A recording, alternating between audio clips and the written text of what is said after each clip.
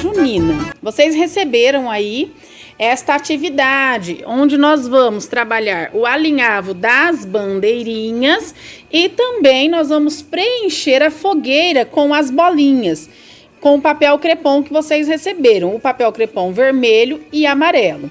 Para estar realizando essa atividade, o adulto ou responsável, ele pode, primeiramente, separar as bandeirinhas por cores ou deixar que a criança faça o encaixe das bandeirinhas livremente. Se a criança já reconhecer cor, você pode ir também dando o comando: encaixe a bandeirinha amarela, agora a vermelha. Ou deixe a criança fazer da forma com que ela se sentir melhor. Para o encaixe da bandeirinha, você vai pegar a bandeirinha e vai passar o barbante por trás, ó, no canudinho. E vai puxar. Se a criança tiver dificuldade para realizar sozinha a atividade, você pode segurar a bandeirinha para que ela passe, né? Ajude a criança em casa para que ela faça essa costura e deixe que ela puxe as bandeirinhas.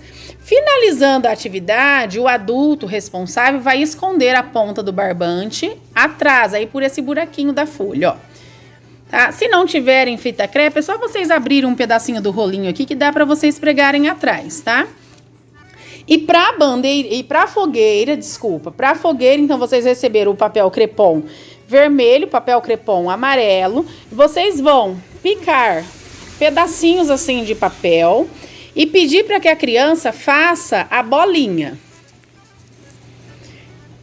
Tendo feito as bolinhas, vocês vão espalhar a cola e pedir para que essa criança cole as bolinhas, formando assim o fogo da fogueira, utilizando as cores vermelho e amarelo para dar esse tom de mistura e a fogueira ficar de uma maneira mais lúdica, mais ilustrada e mais colorida. Eu espero que seus filhos gostem desta atividade e se divirtam muito realizando-a.